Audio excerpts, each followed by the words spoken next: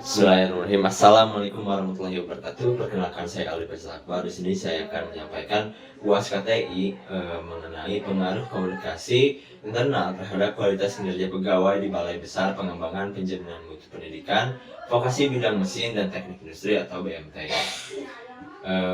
Bab 1, latar belakang masalah komunikasi organisasi dibagi menjadi dua bagian, yaitu komunikasi internal dan juga komunikasi eksternal. Nah, menurut Ruliana mendefinisikan bahwa pertukaran gagasan di antara para administrator dan karyawan disebut komunikasi internal dalam suatu perusahaan atau organisasi untuk mewujudkan tujuan perusahaan. Kinerja berasal dari kata performance atau actual performance, yang berarti prestasi kerja atau prestasi yang sesungguhnya yang dicapai seseorang. Menurut Mangkunegara dalam MSDM tahun 2004, kinerja adalah hasil kerja secara kualitas dan kuantitas yang dicapai seseorang karyawan dalam melaksanakan tugasnya. Menurut Filippo tahun 2005, kualitas kerja adalah suatu hasil yang dapat diukur dengan efektivitas dan efisiensi suatu pekerjaan yang dilakukan oleh sumber daya manusia. Bab 1, batasan masalahnya. Ada substansi pada penelitian ini dibatasi pada variabel yang berkaitan dengan komunikasi internal dan juga kinerja pegawai. Lalu lokasi penelitian dibatasi hanya pada para pegawai di kantor administrasi BMTI. Rumusan masalah berdasarkan latar belakang masalah yang telah dikemukakan sebelumnya. Maka rumusan masalah dari penelitian ini adalah bagaimana gambaran komunikasi internal yang berlangsung di BMTI Cimahi, bagaimana gambaran kualitas kinerja pegawai di BMTI Cimahi, dan juga bagaimana analisis pengaruh komunikasi internal terhadap kualitas kinerja pegawai di BMTI Cimahi. Tujuan penelitian ini adalah untuk mengetahui bagaimana komunikasi internal berdampak pada kualitas kinerja di BMTI Cimahi. Tujuan khususnya terdeskripsinya proses pelaksanaan komunikasi internal di BMTI Cimahi, terdeskripsinya kualitas kinerja pegawai di BMTI Cimahi, lalu teranalisisnya pengaruh komunikasi internal terhadap kualitas kinerja pegawai di BMTI Cimahi. Manfaat dalam penelitian ini, yang diharapkan dari penelitian ini adalah bagi peneliti, penelitian ini dapat menambah sebuah pengetahuan wawasan tentang komunikasi dalam hubungannya dengan kualitas kinerja pegawai. Bagi lembaga, hasil penelitian ini diharapkan dapat memberikan rekomendasi kepada lembaga untuk dijadikan bahan evaluasi dan masukan dalam hal komunikasi terhadap kualitas kinerja pegawai. Bagi peneliti selanjutnya, penelitian ini menjadi referensi bagi peneliti selanjutnya yang akan mengambil topik atau permasalahan yang sama. Untuk konsep dasar komunikasi, dalam kehidupan organisasi, komunikasi yang sangat kompleks, yaitu melibatkan berbagai macam elemen di dalamnya. Menurut Kusumastuti tahun 2009, komunikasi adalah proses penyaluran informasi, ide, penjelasan, perasaan, pertanyaan dari kelompok, atau ada proses interaksi antara orang-orang atau kelompok. Nah, komunikasi internal menurut Zalko dan Danize mengatakan komunikasi internal adalah komunikasi dalam organisasi itu sendiri, seperti komunikasi bawahan kepada atasan. Effendi 2009 mengungkapkan bahwa komunikasi internal adalah sebuah pertukaran gagasan di antara para pegawai dalam satu lembaga atau organisasi yang menyebabkan dapat terwujudnya organisasi dengan struktur yang khas dan pertukaran gagasan secara horizontal dan vertikal dalam sebuah organisasi yang menyebabkan pekerjaan berlangsung. Menurut Effendi 2009 juga ada dua jenis komunikasi internal, yakni komunikasi personal dan juga kelompok. Kinerja pegawai, kinerja dapat didefinisikan sebagai sebuah hasil yang dicapai seorang karyawan dalam periode tertentu di bidang pekerjaan tertentu. Selanjutnya, kinerja karyawan menurut Bernardin tahun 1903 yang dikutip oleh Faustino Cardoso Gomez adalah catatan yang dihasilkan dari fungsi suatu pekerjaan tertentu dalam periode tertentu. Faktor yang mempengaruhi kinerja pegawai antara lain variabel individual, variabel organisasional, dan juga variabel psikologis. Faktor-faktor yang mempengaruhi pencapaian kinerja antara lain ada faktor kemampuan dan juga faktor motivasi. Selanjutnya, untuk studi pendahuluan yang penulis pakai, yang penulis cantumkan, diantaranya ada Nabil Mukarim tahun 2021, pengaruh komunikasi internal terhadap kinerja karyawan PT JBA Indonesia Pekanbaru. Lalu ada dari Reza Cindiana Rahmah tahun 2017, pengaruh komunikasi internal dan komunikasi eksternal terhadap kinerja pegawai. Lalu menurut Lita Sri Dewi Binakasih tahun 2011, pengaruh komunikasi internal terhadap kinerja di badan diklat daerah. Kerangka berpikir ini selanjutnya kerangka berpikir mengenai fenomena umum, diantaranya ada Undang-Undang Nomor 13 tahun 2003 tentang ketenagakerjaan. Fenomena khusus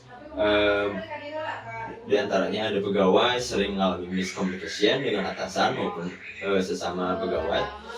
Pegawai kurang memahami pekerjaan sehingga seringkali tugas yang diberikan oleh atasan tidak selesai. Kurang harmonisnya hubungan unit kerja satu dengan yang lainnya. Lalu di antara dari fenomena umum dan fenomena khusus tersebut terdapat variabel komunikasi internal dan juga variabel kinerja pegawai.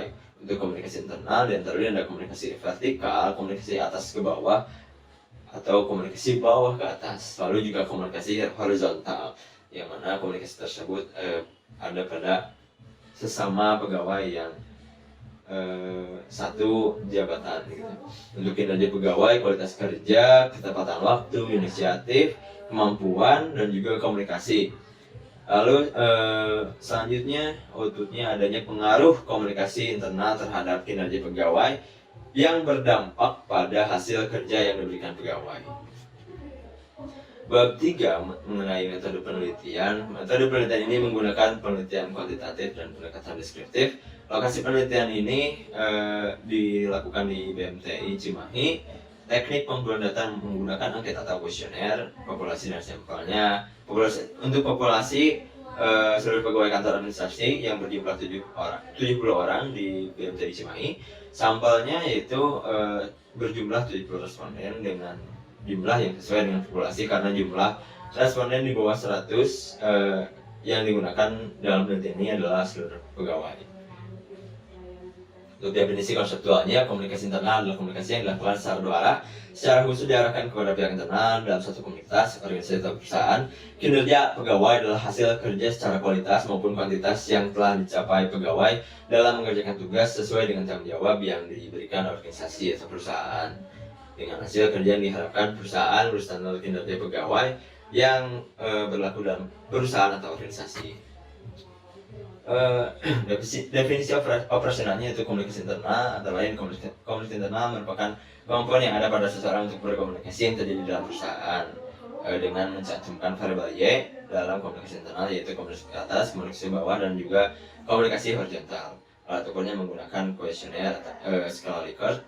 Lalu variabel kinerja pegawai merupakan skor yang akan diperoleh dalam instrumen kinerja pegawai dengan penanda kualitas kerja, ketepatan waktu, inisiatif, kemampuan, dan komunikasi. Kisi-kisi dari bab 3 ini, kisi-kisi dari penelitian ini yaitu komunikasi internal variabel X dengan indikator komunikasi ke bawah dan juga komunikasi ke atas dengan berbagai subindikator, dan menggunakan alat ukur kuesioner skala Likert.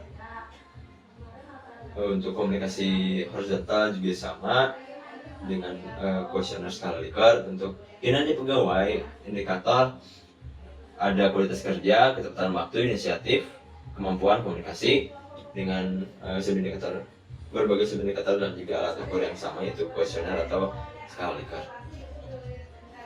Nah, demikian yang bisa saya sampaikan dari hasil proposal penelitian UAS KTI ini. Selanjutnya akan menjawab dari pertanyaan yang diajukan. Selanjutnya saya akan menjawab pertanyaan dari mengapa penelitian ini perlu dilakukan dan juga apa urgensi dari penelitian ini. Dalam satu perusahaan atau lembaga sumber daya manusia memiliki peran yang sangat penting. Sumber daya manusia dalam sebuah lembaga harus memiliki kualitas kinerja yang baik agar tujuan dari sebuah lembaga atau perusahaan dapat berjalan dengan baik dan efektif sesuai dengan rencana awal pada perumusan. Pada satu lembaga, hasil kerja yang dihasilkan oleh para pegawai tidak semuanya memperoleh hasil yang baik. Setiap pegawai pasti mempunyai cara kerja yang berbeda-beda. Misalnya dalam berkomunikasi yang digunakan untuk bertukar pesan dan pendapat antara atasan dan bawahan pasti berbeda-beda. Nah, tentu saja dalam komunikasi dapat terjadinya miscommunication gitu. Karena seperti yang disebutkan tadi bahwasanya manusia dalam berkomunikasi itu cara mereka berkomunikasi juga berbeda-beda gitu. Nah, komunikasi ini juga sangat penting dalam membangun sebuah kerjasama antara pegawaian dan atasan maupun sebaliknya dan secara horizontal. Dalam tercapainya tujuan lembaga yang telah dirumuskan, komunikasi menjadi hal yang sangat penting. Komunikasi menjadi satu instrumen yang sangat penting dalam membangun kepahaman antara atasan dan juga pegawai dan juga pegawai.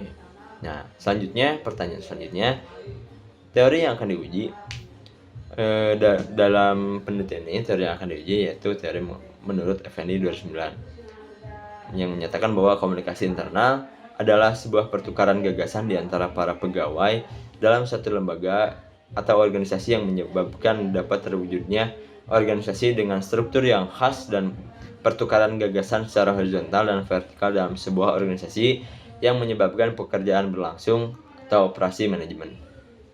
Nah, menurut Effendi ini juga ada dua jenis komunikasi internal, yakni sebagai berikut. Yakni komunikasi personal dan juga komunikasi kelompok, dan terdapat dimensi komunikasi antara lain adalah komunikasi vertikal dan juga komunikasi horizontal.